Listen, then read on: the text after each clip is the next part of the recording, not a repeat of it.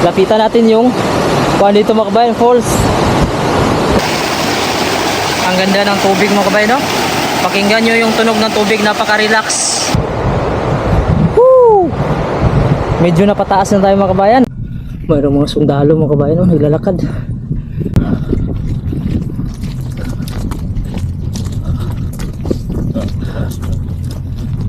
Ang daming apam mga kabayan. Malapit na po tayo sa tuktok ng Mount Everest. Nandito na po tayo sa Camp 4. Ito po yung view natin, no? Ayan, yung binaktas natin mga kabayan, yun yung baba natin mga kabayan, no? Napakaganda ng panahon natin ngayon. I-grab natin ito mga kabayan. Bali, gagamit tayo ng bike ngayon. Pupunta ako sa may bundok. Kung napapansin nyo yung bundok na yun, yung medyo matulis. Subukan natin medyo makalapit dyan. Mag-hike tayo. Pero bago natin marating yung first point mga kabayan na mag-hike tayo, magbabike tayo papunta doon. Iiwan ko yung bike doon at ipapakita ko sa inyo yung view dito ng bundok dito sa Greenland.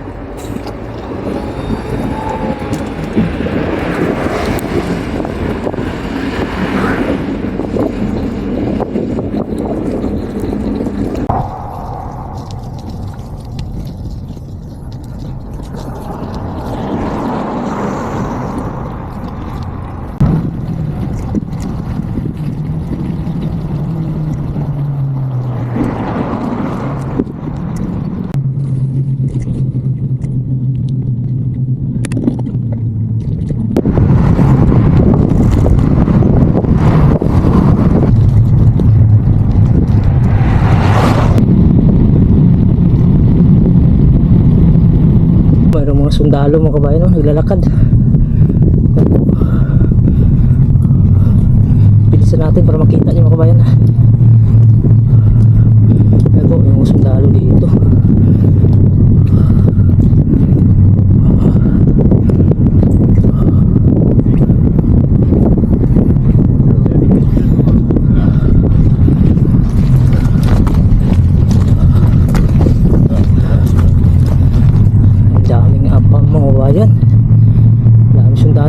Ano yun, mga Danish ba yun o US? Hindi ko nakita yung uniform nila kasi may mga US na napunta dito mga kabayan, na mga sundalo din, tsaka German at France. Para may ginagawa ata sila dito mga pagsasanay para paghanda ata sa defense.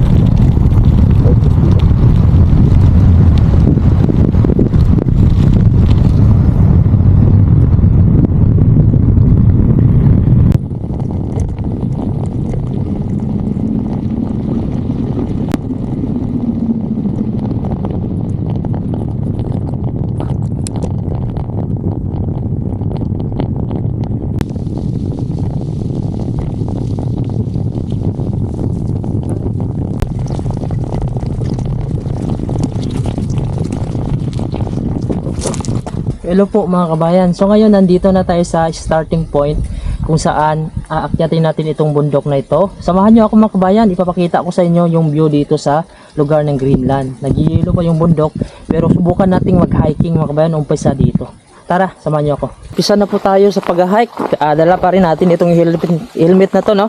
Kasi medyo mabato dito at okay naman din yung suot natin kahit manipis.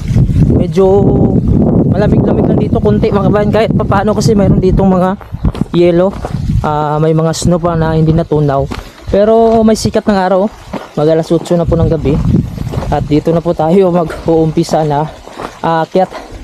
Dati mga kabayan nakasubukaw dito, nag-hike kami nung kaibigan ko pero nung dumating sa itaas na problema kasi sobrang lakas ng hangin, hindi din kami nakatulog at nasira pa yung tent namin. Dito napakadelikado dito mag-hike kapag hindi mo po alam yung mga daanan. Mayroon po silang marking dito, dapat susundin mo po yung kulay. Gaya nito, mayroon siyang green. Kung green po yung basyan mo, dapat yung green yung susundan mo kasi mga kabayan baka mawala ka. Kahit ganito lang itong Greenland, pang wala siyang puno, pero nakakalito pa rin ito mga kabayan. Dahil ako po ay nakasubok na dito maglakad. Akala mo minsan, ayan malapit lang, pero napakalayo na pala. Dahil nga hindi mo siya mapansin, dahil open lang siya. Pero ang kagandahan lang kasi makikita mo siya. Pero pag kuan mga kabayan, medyo mapapagod ka kapag hindi mo nakabisado, lalo na yung mga daanan dito. May mga pailalim. Videoin natin ang patalikod para makita nyo naman yung view habang ako nagsasalita dito. Ito na po yung mga tubig. Yung iba dyan ay galing sa snow. Pero yung iba talaga mga kabayan, may lake talaga ito sa itaas.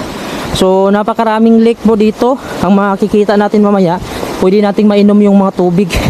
Kasi dito po nang galing yung inuming tubig namin sa mismong lake. Pero yung lake na yun mga kabayan ay siyempre kuan yun, nakabakod yun. Ito po, halinaw po ng tubig, kaso malamig ito. Ayan.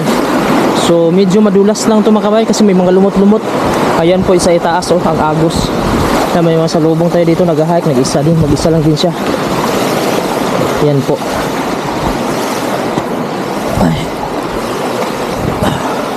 Yan, ito lang po yung madadaanan natin dito. Wala talaga siyang kahoy. Yan, ito yung sinasabi ko na pag hindi mo po kabisado yung daanan, maliligaw ka po. Kahit wala siyang kahoy. Dahil ganito, medyo paahon na, hindi mo siya makikita. Ito po yung mga green na yan. Yan po yung mga blueberries, berries na tumutubo din ito sa panahon po ng summer. Sa ngayon parang malabo pa tayong makakita dahil wala pang bunga, katutunaw pa lang ng mga snow dito. Kaya nito mga bayan, hindi ko na alam kung saan ako dadaan. Dito mayroon namang daanan dito sa gilid, kaso nawala yung kulay, hindi ko na siya nasundan. Dito mayroon ding daanan, napakahaba na kasi ito mga kabayan. Kung maligaw ka dito kung ano yung sinusundan mo. So ngayon dito siguro tayo mga kabayan, medyo safe siguro dito banda. Ito na po yung area dito. So hindi ko na nasundan yung kulay kanina, kung anong kulay yun. Kasi napakahirap mga kabayan, babalik ka na naman ulit. Napakalalim pa naman ito. Ang kuan dito mga kabayan, para siyang may mga lupa din, pero yung lupa niya ay parang malabuhangin siya na maitim din. Tumutubo naman yung mga kuan dito, damo. Pero ang problema dito, malamig pa rin kasi dito kahit summer. Ipakita ko sa inyo yung lupa na parang nasa Pilipinas lang din ha. Yung mga ilog, alam niyo yung sa gilid ng mga ilog. Ito po yung klase ng mga lupa dito. Medyo itim naman siya mga kabayan, medyo mataba naman siya. Ang problema lang talaga ay malamig dito. Kaya hindi siguro nabubuhay yung kahoy. Hindi ito matagal. Pagdating kasi ng kuwan mga kabayan, ay napakalamig kahit summer. Ayan, medyo hiningal na tayo mga kabayan, no? Pero kaya pa rin to. Makain po tayo ng chichirya. Ayan po. So napakalawak ito. Pag titingnan mo kasi parang maliit lang, makikita mo lang siya. Pero pag nilakad mo siya, napakalayo pala. Lalo na yun dun, oh. Makikita mo lang kasi siya. Wala kasing nakaharang. Open lang ito. Ito po, mayroon po mga snow dito. Parang akyat tayo ng Mount Everest mga kabayan, no? Kasi yung Mount Everest, nag-yellow siya. Dito naman, mayroon namang snow dito, pero kukunti na lang. Pero sa panahon ng winter dito mga kabayan, medyo delikado dito umakyat. Ang kapal ng snow kasi dito at napakalamig. Eto na po. So medyo malayo-layo pa tayo. Iniingal na. Ito na po. Mayroon na po ditong kulay. May tatlong kulay na pilian nyo. Yellow, pink at green. So kung green yung susundan mo, doon ka lang po sa green. Pag yellow, pink. So ito po may mga arrow siya dito. Ayan. Para hindi po kayo paikot-ikot kasi nakakalito po ito dito. Na-experience ko po ito kasi may kasama po tayong Pilipino dati na sinamahan niya ako. Sumama ako sa kanya. Nag-campaign kami dito. Ito medyo madulas-dulas pa ito mga kabayan kasi snow to. Yan. So hindi pa talaga natunaw dahil malamig pa rin. Grabe mga kabayan. Napakaganda po ng lugar natin. Maganda po dito mag-camping. Hindi siya malamig mga kabayan pag nandito na pala. Medyo warm na siya kasi pinawisan ako habang naglalakad. Ayan po yung lake mga kabayan ha. Doon po yung galing sa taas. Yung iba niyan yung galing sa snow na tinutunaw. Pero kapag wala ng snow mga kabayan, galing talaga yan sa lake kasi may lake po dito sa Greenland. Marami pong lake po dito sa itaas. Yung maririnig mo lang talaga oh, yung tubig napaka-relax po talaga. Yan. So ito lang po maririnig mo dito, walang sigawan, malayo po sa ingay, gulo, parang nakakatanggal ng stress. Ayan po yung ilog dito. Ayan. So napakalinis mga kabayan, no? Ayan po. Ito po yung ilog. So dito tayo daan sa baba. Ayan.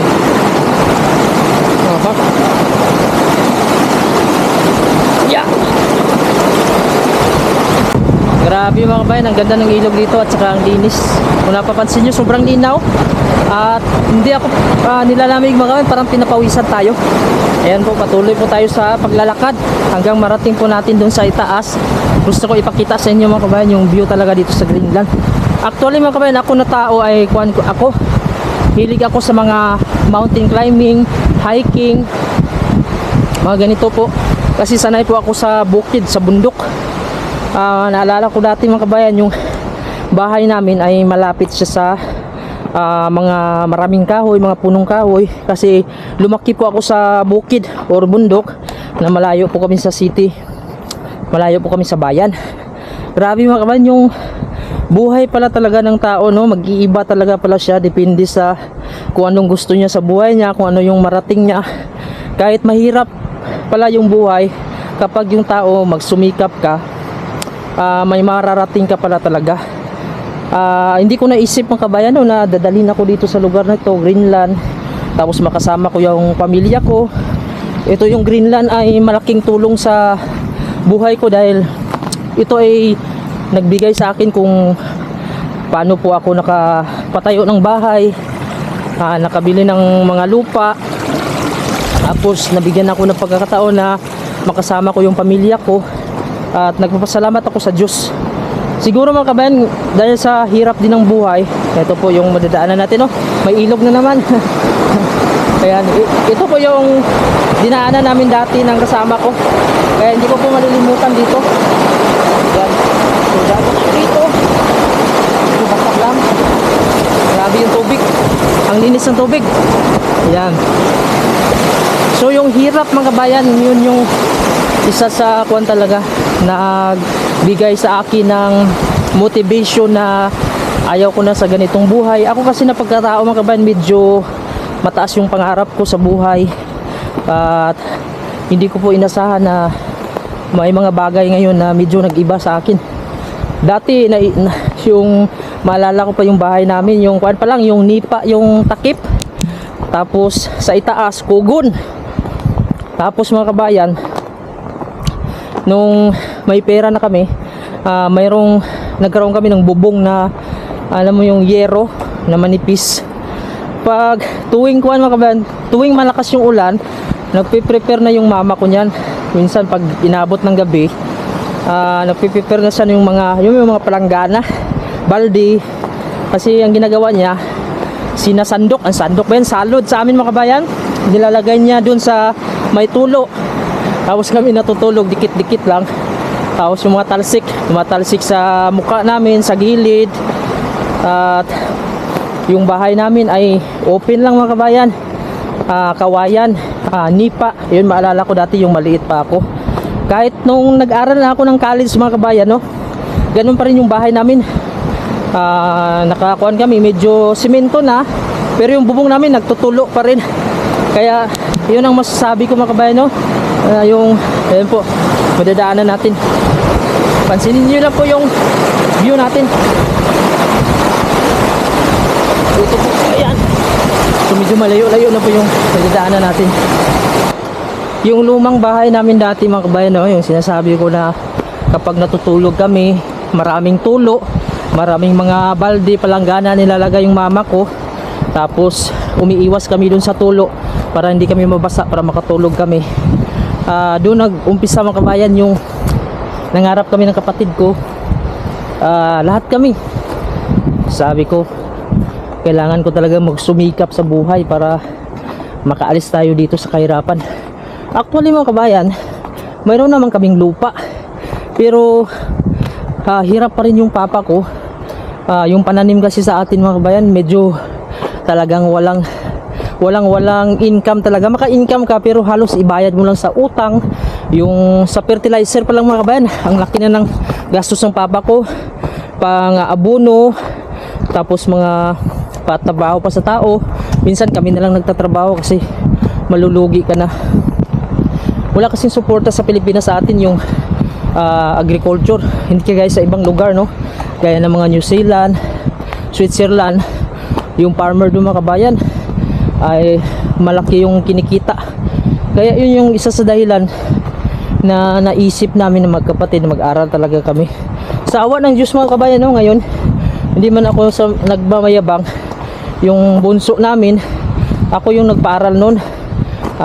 Graduate siya ng civil engineer. Ginastusan ko talaga yung mga kabayan, pang allowance, hanggang nagkaroon siya ng license. Nakapasa naman siya ng license mga kabayan sa civil engineer. Tapos ako yung panganay kasi ako talaga yung nagsumikap nga makapag-aral ako para masuportaran ko yung mga kapatid ko na sumusunod. Yung pangalawa naman na babae, ayun yung nakagraduate din siya ng college, kaso maaga siya nag-asawa. At hindi din siya nakapagtrabaho dahil yung course niya parang hindi siya in demand sa atin. So kailangan talaga yung may mga backer, may mga kilala ka para makapasok. Tapos yung pangatlo namin, nagtatrabaho siya sa government. Hindi ko lang sasabihin yung trabaho niya kasi medyo sikreto lang mga kabayan. Pero ayos na yung buhay ng kapatid ko ngayon, yung pangatlo, kasi kahit nasa Pilipinas siya at yung asawa niya civil engineer din. Tapos ako naman, medyo nahuli nga ako mga kabayan kasi sa Saudi hindi naman gaano kalakihan yung sahod. Napatayuan ko ng bahay yung mama ko kasi yun yung pangarap ko napatayuan ko siya ng bahay na hindi magtulo. Yung pag magbakasyon kami, sama-sama kami ng magkapatid doon, ayun, napatayuan ko siya. So ako naman yung walang bahay. Ayong lumipat ako dito sa Greenland sa awa ng Diyos. Sa isang taon ko nakapatayo ako ng bahay. Kaya yun ang masasabi ko mga kabayan, no? Yung buhay pala minsan hindi pala dyan ka lang kung wala kang gagawin sa buhay mo. Kasi kung may pangarap ka mga kabayan, pagka magsumikap ka talaga, yun po yung sinasabi nila na swerte. Pero pag swerte mga kabayan, kapag wala ka pong ginawa, hindi po ako maniniwala na swerte ka, ganito, yayaman ka. Kasi yung pagsusumikap mga kabayan, nasa sarili mo yan hindi po sa ibang tao. Kaya ngayon mga kabayan, yung mga classmate ko dati, minsan kikita ko sila na pag summer, di ba, wala nang pasok yon. Sila doon mga kabayan, naglalaro lang, nagbabike, nagigames, computer. Tapos nakatingin ako sa kanila na kapag yung pagod na pagod ako sa bundok, pag uwi ko ng bahay, makikita ko sila, parang ang ganda ng mga suot nila, ang linis, wala mang kadungis-dungis. Pero hindi naman ako mga kabayan, yung naiinggit, yung parang ginagawa ko ng motivation na pag lumaki ako. Kasi nakikita ko na din dati sa mga pelikula mga kabayan, yung mga ganong mga leksyon na yung mahirap lang siya, nag-aral siya hanggang nakapagtrabaho siya. Ayun talaga yung sa isip ko dati, yung pag-aaral. Kasi mayroon namang iba mga kabayan, yung mga nag-aral pero hindi naman sila naging successful. At kahit paano mga kabayan, yung pag-aaral talaga isa din sa, kasi kung hindi ako nag-aaral mga kabayan, ano yung gagawin ko sa Pilipinas, di ba? Kaya yung sinasabi nila, yung pag-aaral hindi daw isa sa dahilan na maging angat ka sa buhay. Hindi naman halos lahat, pero malaki yung chance mo kapag may pinag-aralan ka. Halimbawa ako, nag-aaral ako ng electrical. So kahit sa Pilipinas ako, pwede po ako magkabit ng mga ilaw sa mga wiring. Kaya yun ang masasabi ko sa mga yung gaya ko din na mahirap. Mag-aral kayo kahit hindi naman 4 years course. Kuha kayo ng mga technical course. Yung mga short course lang mga kabayan, yan po in demand sa abroad. Kapag wala pa ko yung pera na ipaaral sa mga 4 years course, kuha kayo ng technical, tapos mag-abroad kayo sa Saudi. Yun yung pinakamabilis na abroadan. Hanggang maka-experience kayo, punta kayo ng mga Europe, mag-apply kayo. So yun na mga kabayan, huwag kayong magwa na direct agad sa buhay na kailangan talaga umasinso agad. Kasi yung pag-angat mga kabayan, step by step lang yan. Dadaan ka muna sa hirap. Woo! medyo napataas na tayo mga kabayan habang nagkikwento tayo. So dinala ko kayo dito sa bundok ng Greenland, no? Para may idea kayo kung ano ba talaga yung itsura ng Greenland. So ito na po ang makikita nyo sa mapa. Puro lang po bato, may mga damo sa summer. Kapag winter naman, napuno ito ng yelo. Pero yung yelo mga kabayan sa gitnang bahagi, hindi na yung matutunaw. Dahil ang Greenland ay 80% po yung yelo ay nabubuo po sa gitnang bahagi. Kahit summer po may yelo. Ito naman kasi snow po ito, hindi naman ito yelo. Ito po yung view natin. Ayan po, napakaganda at napakatahimik. Patuloy lang po tayo dito sa pag-aakyat mga kabayan. Actually mga kabayan, marami namang mga Pilipino dito. Ako kasi na tao, medyo hindi ako gaano nakipaghalubilo. Kahit doon sa Pilipinas mga kabayan, nung nagbakasyon ako, puro lang ako sa bahay. Doon lang, punta ng farm. Iba na kasi hindi kagaya dati yung mga kabataan ko. Mahilig ako sa barkada, punta ng ilog, maligo, punta sa mga bahay nila, yung mga high school pa ako, college. Pero nung dito na, yung lumaki na ako mga kabayan, medyo naging seryoso na ako sa buhay, parang tinatamad na ako. Minsan nakakagala naman ako sa mga kaibigan ko, pero hindi kasi ako mahilig yung mga inom. Pag tumagal po yung mga usapan, mga ganun, parang nakukuha na ako mga kabayan, naboboard na ako, parang gusto ko nang umuwi agad. Parang nasa isip ko palagi yung oras na gusto ko may gagawin ako palagi. Ayan, kaya minsan sa buhay mga kabayan, no, kapag ikaw yung tao na gusto mo ng tahimik lang na buhay, maayos na buhay para sa pamilya mo, ayan, pang ginagawa mo sa sarili mo yung mga bagay na makaiwas ka sa mga gulo. Gaya ko mga kabayan dito, hindi ako masyadong lumalabas dito na nakipaghalubilo sa mga Pilipino. Actually marami po ako dito mga kakilala, mga kaibigan. Pag nagkita kami sa supermarket, sa mga daanan, kilala nila tayo kasi ako po ay nagbablog dito. Halos mga Pilipino dito, mga lokal dito mga kabayan, nakakakilala sa akin. Ang problema sa akin mga kabayan, mahiya talaga ako yung maggawa ako ng video. Hay kabayan, mag video tayo, okay lang. Ako yung tao na hindi ako basta-basta na kukunan ko agad siya ng video. Malay mo yung tao pala ay may privacy, gusto ng privacy, tapos kinunan mo, di ba? So ito kadalasan yung mga upload ko dito. Halos ang kasama ko na lang yung anak ko, yung asawa ko. Mayroon naman akong mga kaibigan dati na nasasama ko sa pagbablog ko kasi mag-isa lang ako dati dito. Hindi ko pa kasama si Mrs. So mas maganda na kasi minsan mga kabayan yung ikaw na lang mga kabayan, no? Kapag hindi ka naman sigurado sa kasama mo, para iwas din gulo. Ito na po yung falls dito mga kabayan, no? Sa sobrang taas mga kabayan, no? Para na siyang falls, pero tubig po yan sa itaas. So hindi ko alam mga kabayan kung makaya pa ba natin maakyat yung lake doon. Ipapakita ko kasi sa inyo yung lake, yung itsura ng lake sa itaas. Mayroon kasi itong lake, so kaya pa siguro natin.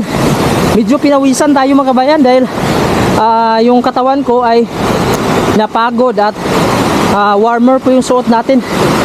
Ayan, ayan po yung tubig na galing po yan sa lake.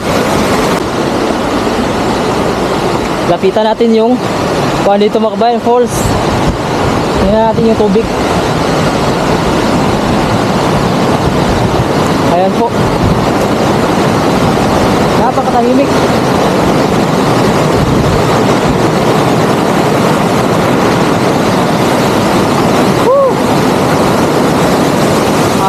Grabe yung langit mga kabayan, no?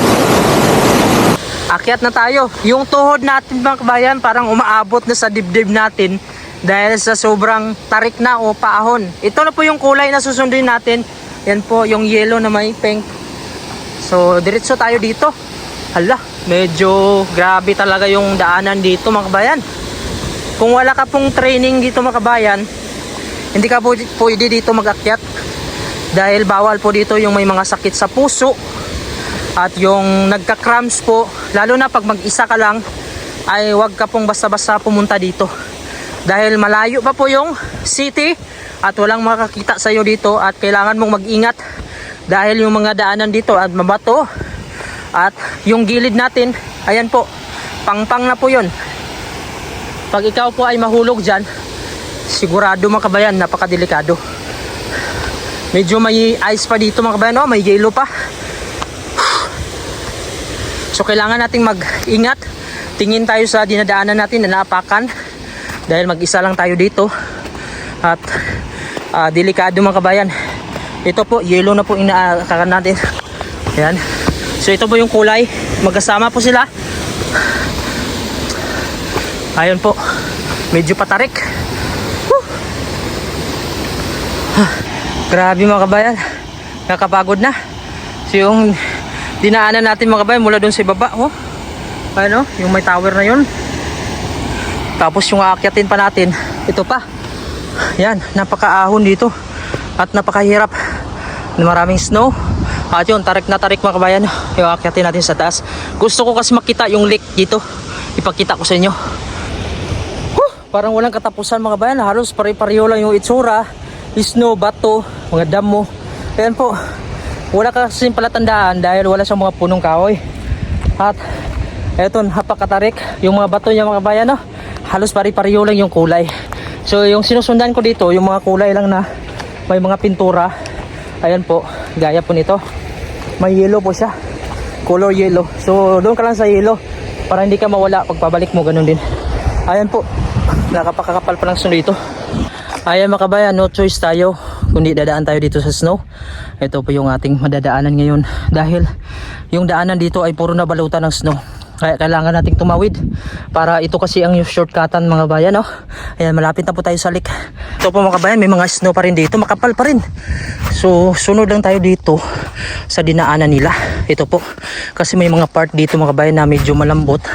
Baka po tayo'y mahulog or dulas tayo mga kabayan kasi medyo may mga kuwan po dito mga kabayan, malalambot na part at napakadelikado yan dahil malayo-layo pa yung kuwan natin tatahakin bago makauwi at wala na pong tao dito, tayo na lang po naglalakad. Hello po mga kabayan, malapit na po tayo sa tuktok ng Mount Everest. Nandito na po tayo sa Camp 4. Ito po yung view natin, no? Ayan, yung binaktas natin mga kabayan, yun yung baba natin mga kabayan, no? Nandito na po tayo sa tuktok Camp 4. So Greenland tayo mga kabayan, biro lang po. Ayan, so malapit na po yung lake. Kunting kuha na lang, kunting hakbang na lang. Medyo madulas, ingat lang tayo. At sa wakas mga kabayan, nakarating na tayo sa ating destinasyon na maipakita ko sa inyo ang lake. Ang lake natin ngayon ay nagyayelo pa. Dahil mga kabayan, hindi pa talaga tuloy-tuloy dito yung init. Minsan lumalamig, umuulan. Pagdating nito mga kabayan, mga July next month, sigurado ako matutunaw na ito at magiging lake na to dito. Dati nagcamping kami mga kabayan, no? Doon po sa unahan pa, doon kami nagpatayo ng tent ng kasama ko. Pero hanggang dito na lang muna tayo kasi medyo gabi na pa man. Ako yung uwi pa doon sa bahay. Siguro nasa alas 9 na yung oras natin. Medyo mahaba-haba pa yung lalakbayin natin bago natin marating ulit yung pupuntahan natin mga kabayan o doon sa ibaba. Ayan, ito na po yung lake na sinasabi ko mga kabayan. Pwede itong maliguan kapag natutunaw na po ito lahat ng snow dito. Sa summer kasi mga kabayan natutunaw itong snow nito. Nung winter kasi nagyelo talaga to dito dahil sa lamig. Ito ay pwede mainom ang tubig na ito. So antayin natin ito mga kabayan, no? Baka may time na makapag camping tayo dito. Pwede ako maligo dito sa lake na ito. Sa ngayon medyo malamig ito. Ito po yung view natin. Ayan po. Iikot ko lang mga kabayan para makita nyo mga kabayan yung ganda dito sa Greenland. Napakalinis. Masarap po dito mag-camping mga kabayan. So dito banda. Yan. Kasi may ilog dito. Pwede naman inuman yung tubig na yan. Grabe mga kabayan. Napaka-relax ng view natin, no? Yung lake mga kabayan, no? Mayroon pa rin siyang yelo. Parang maalala ko nito mga kabayan. Dati sa probinsya. Ganito wala akong maririnig. Yung kuha lang ng tubig. Ilog, yung spring. Tapos yung mga huni ng ibon. Tuwing umaga gumigising ako mga kabayan, nagpapastol na ako ng mga baka, yung mga kambing, nagpapakain na ako ng manok kapag wala po kaming pasok niyan. Kapag summer kasi niyan, walang pasok kami. Tapos linggo, ayan po, trabaho na naman kami sa bukid. Lunes hanggang Biyernes mga kabayan, gustong gusto ko talaga mag-aral dahil hindi kami pinapatrabaho ng papa ko sa bundok, pinapaaral kami.